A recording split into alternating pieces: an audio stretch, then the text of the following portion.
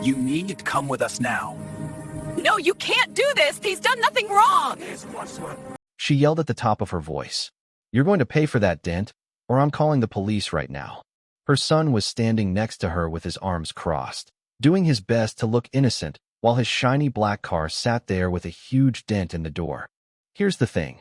That dent was there before he even pulled up next to my truck. I took a deep breath, trying to stay calm. Ma'am, your son backed into my vehicle.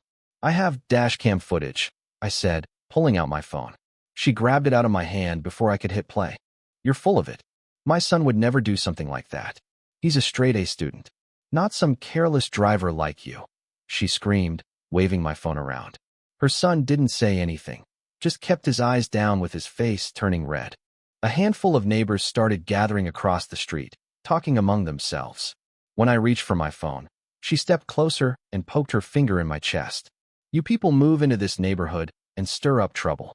I'll have the HOA make sure everyone knows exactly what kind of person you are. Her son finally spoke up, his voice shaking. Mom, maybe we should just be quiet, Jason, she snapped.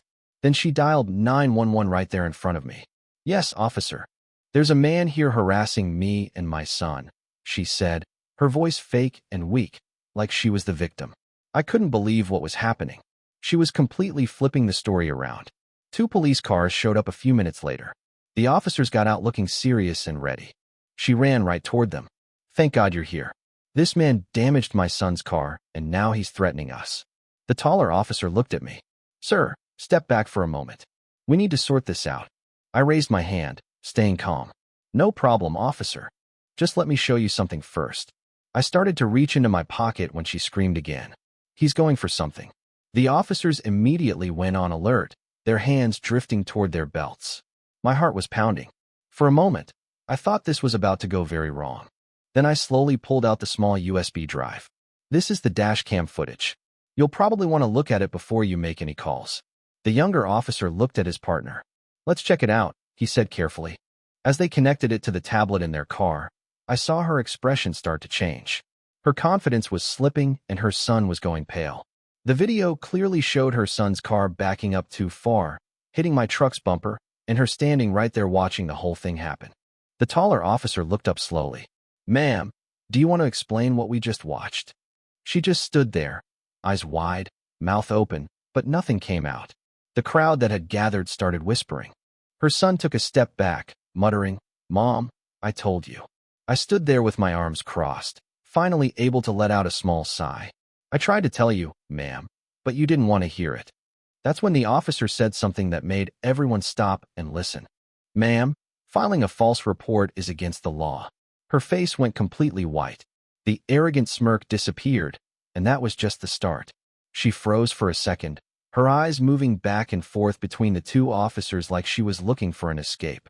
I didn't mean it that way, she stammered, her voice breaking.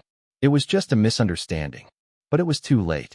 The officer who had been cool this whole time stepped forward. A misunderstanding, he repeated, holding up the tablet. You called 911 and accused this man of harassing you when the video clearly shows your son caused the damage. That's not a misunderstanding, ma'am. That's dishonest. Her son, Jason, finally spoke up. Mom, stop. Just admit what happened. It was my fault. He looked worn out, his confidence completely gone.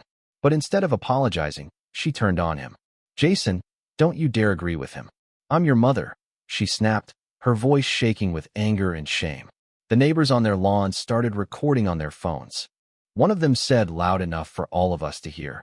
Looks like the HOA queen's got some real problems now. The mom's face turned red as she realized the entire neighborhood was watching her fall apart. I just stood there with my arms folded, not saying anything, watching it all play out. I wasn't even upset anymore, just tired. I'd seen people like her before, people who think the rules don't apply to them. The officer turned to me. Sir, would you like to file charges for the false report? Before I could answer, she jumped in. You can't do that. I'm part of the HOA board. I'll have your property inspected for violations. The officer raised an eyebrow. Ma'am, using your HOA position to threaten someone after filing a false report isn't doing you any favors right now. His voice had that stern tone that made everyone understand the situation had just gotten much more serious. Jason moved closer to me, regret all over his face. I'm really sorry, man. I messed up. I shouldn't have gone along with it. I nodded slightly. It's not about me, kid. It's about doing what's right. That's when the second officer, who hadn't said much, spoke up. Ma'am, I think you and your son need to come down to the station and give us statements.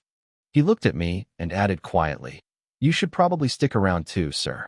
This could get complicated. Her face showed pure shock. Wait, are you arresting me? She yelled. The officer answered calmly, Not at the moment. But if you keep lying, that might happen. The silence after that was thick and heavy. Even the birds seemed to stop making noise. Everyone could see her starting to panic as she understood she was losing control. She looked back at her son. Say something, Jason. Tell them I didn't know about this. But Jason just shook his head. You always do this, Mom.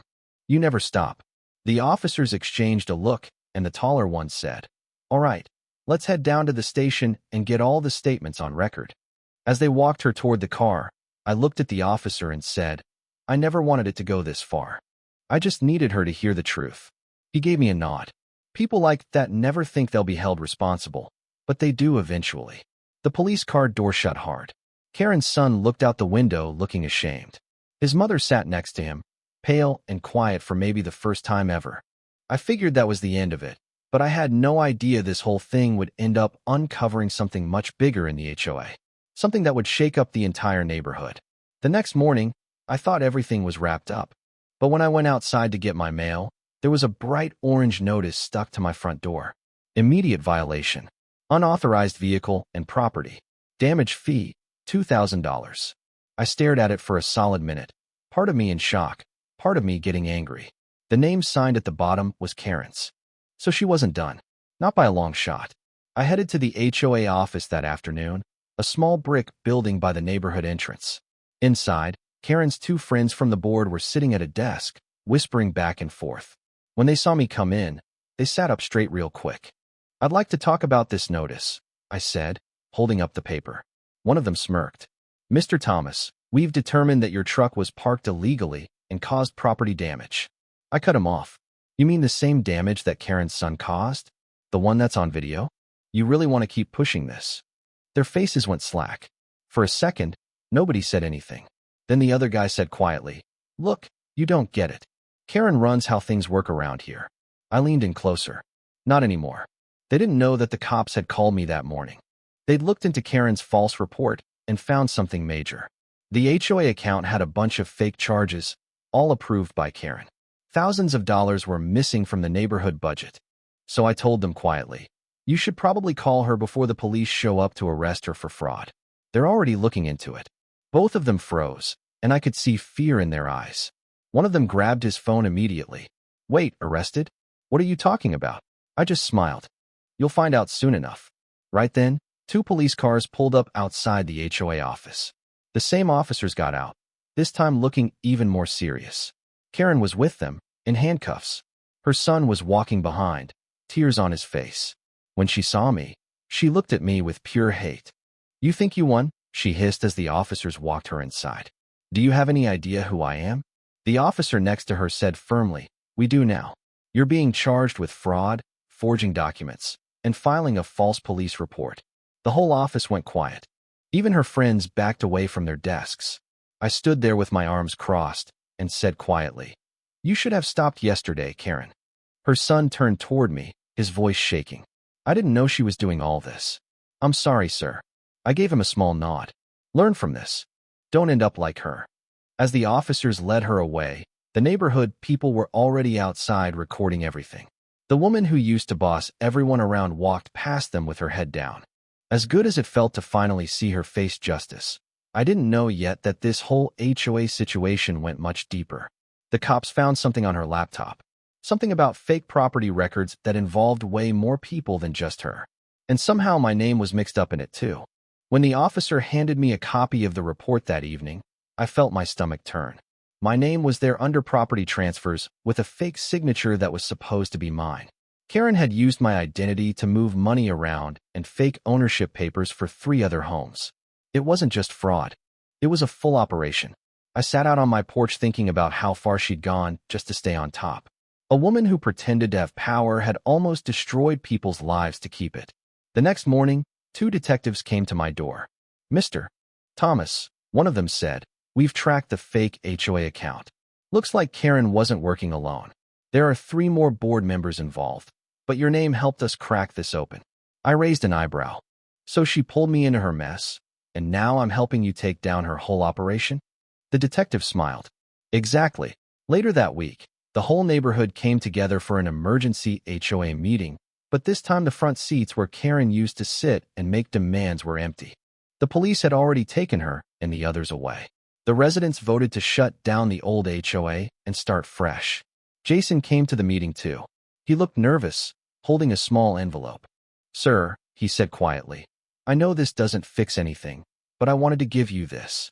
Inside were the documents his mom had forged and a little note that said, Truth always wins, even if it takes time. For the first time, the kid looked like he could breathe. Not controlled, not scared, just honest. I shook his hand and said, You did the right thing. That's what counts. A few days later, I was standing on my porch watching the sun go down behind the houses. That same street that felt like a war zone before now felt calm and peaceful. Neighbors waved when they walked by. The same officers who'd once questioned me now nodded at me with respect. Sometimes justice doesn't happen in a big dramatic way in a courtroom. Sometimes it's quiet, like the sound of your front gate closing behind you, knowing nobody can take your peace away again. I looked at the fixed dent on my truck, smiled, and said softly to myself, You wanted to control this neighborhood, Karen. But in the end, the truth controlled you. As I walked back inside, my phone buzzed. A message from the officer who'd helped me through all this. Case closed. All charges filed. HOA officially dissolved. I leaned against the door frame and took a breath. Justice served, I said quietly to myself. And this time, it stayed served.